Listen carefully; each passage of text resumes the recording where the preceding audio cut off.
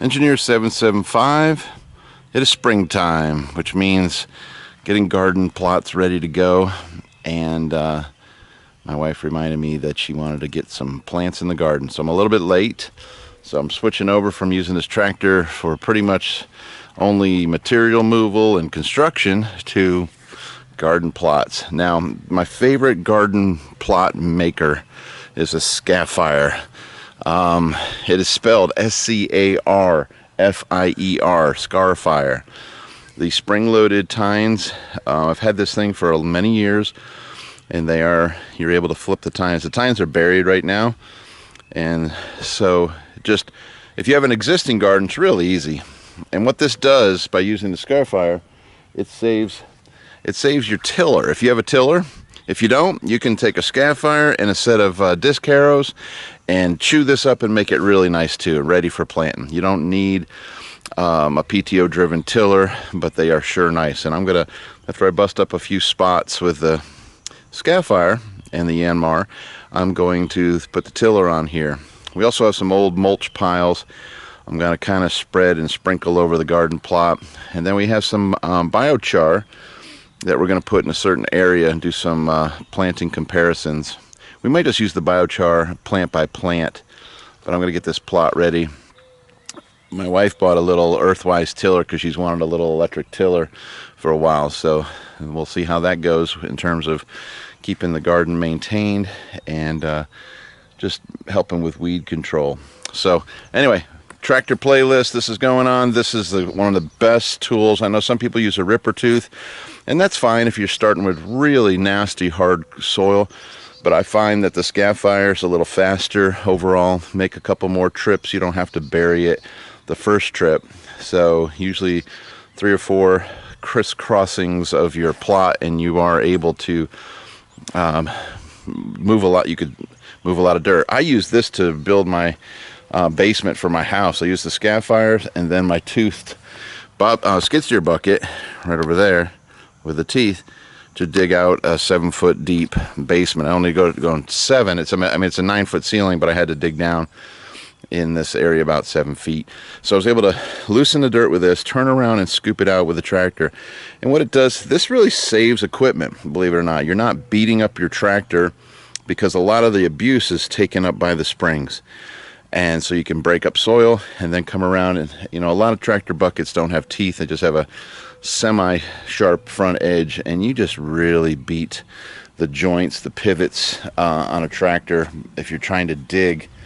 You know, they're not bulldozers and they're not excavators, but a lot of people, you can really just hammer all the joints just if you're trying to dig with a bucket. So why not throw something on there that can loosen up the soil for you, make life easier for you, and extend the life of your tractor. So I don't know if you've considered one of these. It's just a, you know, what you see, all these shock absorbers on here. It takes a lot of the abuse away from the tractor. It does an awesome job. So I usually bust it down to where the tines are good 10 to 12. You know, you can keep going until you're buried to the frame. Sometimes I do that, sometimes I don't. This is pretty good soil here. So I'm just going to bust it a few more times and we'll go hit a couple other plots. I don't have time this year to put in an acre garden. So we're just going to have this plot next to the house and maybe one down by the pond. So, and we'll switch over to the tiller here in a bit. Nice to have a helper now that can run the excavator. He hasn't been on in a while, but he doesn't forget. He just said I needed to get at my bucket. Please move the excavator. Hops right on there and moves it out of the way. Yeah.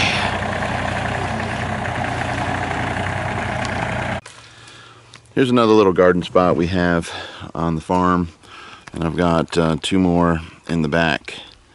So I'm just gonna, hasn't been busted in several years, so I'm gonna go ahead and hit it right now.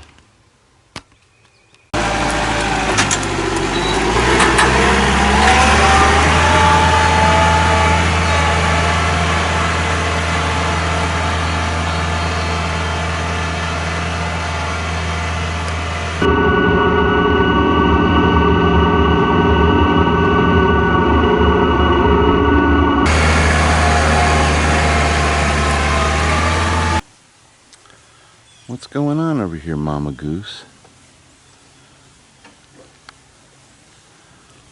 She's... wonder what she's up to over there. She's just been so still. Something's going on. You might have a little nest here somewhere. She looks like she's guarding something. She does.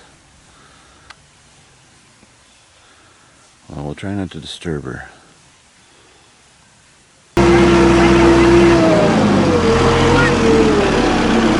Oh!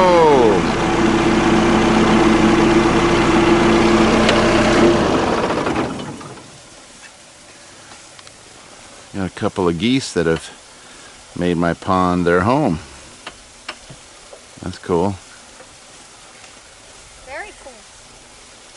I didn't even see her or him. I think it's for him. He's looking for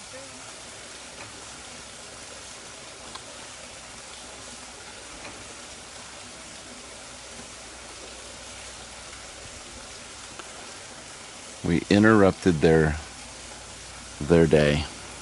Sorry, guys. Just swim over to the other side of the pond. You'll be all right. There they go. They're beautiful. They are beautiful. Look how smooth they move in the water. Like you just see nothing above the water. It's like a current just carrying them. Yep. Very majestic creatures that come here. Oh, they are. All right, now they're going down the other end, so we can pass. I could just tell they were having that look on them. You shall not pass.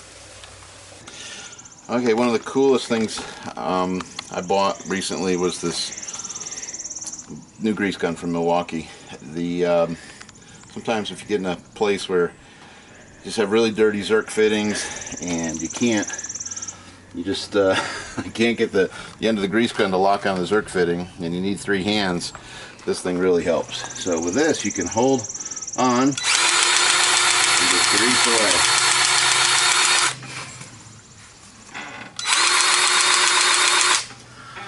It's awesome. It's awesome to stick your head in the mud too. Stick it right in the mud. So that's really the only grease fitting on this, other than the ones that are on the this Hibis. The Hibis. You know what I mean. PTO shaft. I don't know if I can get at it there. I'll have to rotate it.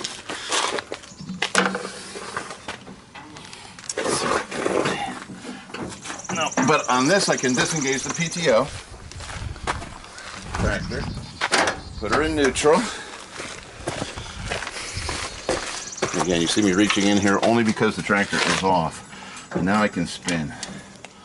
So let's get to a point where I can get the grease gun on this tumbling bar. That's the word I was at a loss for a little bit ago. Maybe right there I can get it on there.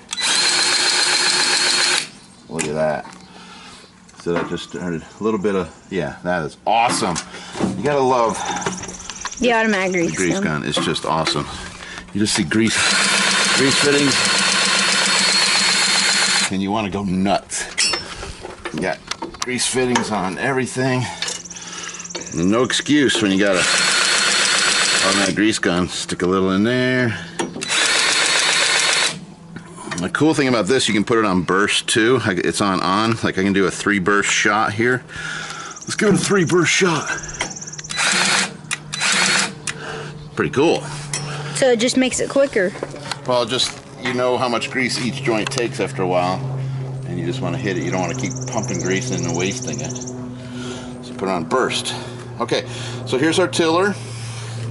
Had it for several years. So after you scarifier, it's nice to go hit your garden with a tiller. So let's go see how she does.